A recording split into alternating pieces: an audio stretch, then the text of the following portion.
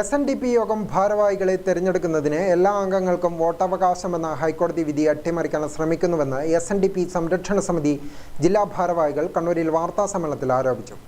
200 പേർക്ക് ഒരു പ്രതിനിധി എന്ന കണക്കിൽ ശാഖകളിൽ കൂടി തിരഞ്ഞെടുക്കുകയോ നോമിനേറ്റ് ചെയ്യുകയോ ചെയ്യുന്ന യോഗം പൊതുയോഗം പ്രതിനിധികളായിരുന്നു സംസ്ഥാന പ്രസിഡന്റ്, സെക്രട്ടറി തുടങ്ങിയ ഭാരവാഹികളെ തിരഞ്ഞെടുത്തിരുന്നത്. 2019 ശേഷം യോഗം തിരഞ്ഞെടുപ്പ് നടത്താൻ വെള്ളാപ്പള്ളി നടേശൻ ശ്രമിച്ചിട്ടില്ലെന്നും ഭാരവാഹികൾ പറഞ്ഞു. 2020 വിജ്ഞാപനം പുറപ്പെടുവിച്ചെങ്കിലും നിയമവിരുദ്ധമായതിനാൽ ഹൈക്കോടതി സ്റ്റേ ചെയ്തു.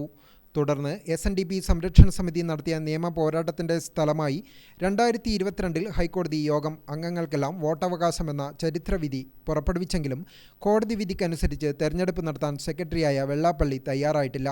ഹൈക്കോടതി വിധി നടപ്പാക്കാൻ സംസ്ഥാന സർക്കാരും തയ്യാറായിട്ടില്ലെന്ന് ഭാരവാഹികൾ ആരോപിച്ചു. അതുവരെ 200 അംഗങ്ങൾക്ക് ഓരോ ശാഖയിൽ നിന്നും 200 അംഗങ്ങൾ ഉള്ള ഒരു പ്രതിനിധിയെ തിരഞ്ഞെടുത്ത് ഒന്നുകിൽ തിരഞ്ഞെടുപ്പ് അല്ലെങ്കിൽ നോമിനേഷൻ അവരാണ് SNDP യോഗത്തിൻ്റെ ഭാരവാഹികളെ, സംസ്ഥാന ഭാരവാഹികളായിട്ടുള്ള പ്രസിഡന്റ്, സെക്രട്ടറി എന്നിവരെ തിരഞ്ഞെടുക്കുന്നത്. ഇന്ത്യൻ കമ്പനി നിയമപ്രകാരം രജിസ്റ്റർ ചെയ്ത സ്ഥാപനമായിട്ടുള്ള അല്ലെങ്കിൽ സംഘടനയായിട്ടുള്ള SNDP യോഗത്തിൽ പ്രാതിനിധ്യ വോട്ട് സമ്പ്രദായമില്ല. പ്രാതിനിധ്യ വോട്ട് സമ്പ്രദായം മാറി എല്ലാ അംഗങ്ങൾക്കും വോട്ടവകാശം എന്നുള്ള വിധിയാണ് 2022 ഉണ്ടായിട്ടുള്ളത്.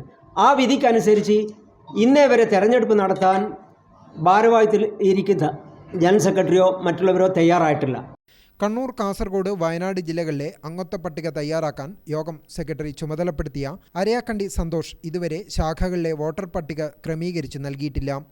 എല്ലാവർക്കും വോട്ടവകാശമെന്ന ചരിത്രവിധിയെ അട്ടിമറിക്കാനും കാലാവധി കഴിഞ്ഞിട്ടും ഭാരവാഹിത്വത്തിൽ തുടരാനുള്ള ഹീനശ്രമങ്ങളുടെ ഭാഗമായാണ് യോഗം ഭാരവാഹികളുടെ നീക്കമെന്നും സംരക്ഷണ സമിതി ജില്ലാ ഭാരവാഹികൾ ആരോപിച്ചു. ഇപ്പം ഇനിയും ഒരു 6 മാസം സമയമാണ് ആവശ്യപ്പെടുന്നത്. അതിൻ്റെ ഇടയിൽ 1 മാസം കൊണ്ട് തെരഞ്ഞെടുപ്പ് നടത്താമെന്ന് പറഞ്ഞ വെള്ളാപ്പള്ളിക്ക് ഹൈക്കോടതിയിൽ ഡിവിഷൻ ബെഞ്ചിലോ അല്ലെങ്കിൽ മേൽക്കോടതിയിലോ പോകാൻ പറ്റാത്തതുകൊണ്ട് ബോംബെ താനേ നിന്നും ഒരാളെ കൊണ്ടുവന്നിട്ട് ഈ തെരഞ്ഞെടുപ്പ് നടത്താൻ ഹൈക്കോടതി നിയോഗിച്ച കമ്മീഷൻ്റെ നടപടിയെ ചോദ്യം ചെയ്ത് റിവ്യൂ പെറ്റീഷൻ ഫയൽ ചെയ്തു. അതും കഴിഞ്ഞ മാസം തള്ളി.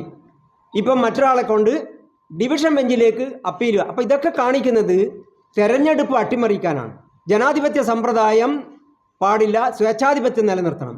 കണ്ണൂർ, കാസർഗോഡ്, വയനാട് ജില്ലയിൽ വോട്ടർ പട്ടിക ക്രമീകരിക്കാൻ ചുമതലപ്പെടുത്തിയ അരയാക്കണ്ടി സന്തോഷ് ഇതൊന്നും ചെയ്യുന്നില്ല. വാർത്താസമ്മേളനത്തിൽ സംസ്ഥാന vice president professor MP Rajan, ജില്ലാ secretary M Vinod Kumar, vice president AM Jayaram, treasurer E Ajith, ജില്ലാ ചെയർമാൻ രാജീവൻ എന്നിവർ പങ്കെടുത്തു. ഗ്രാമിക ന്യൂസ്, കണ്ണൂർ.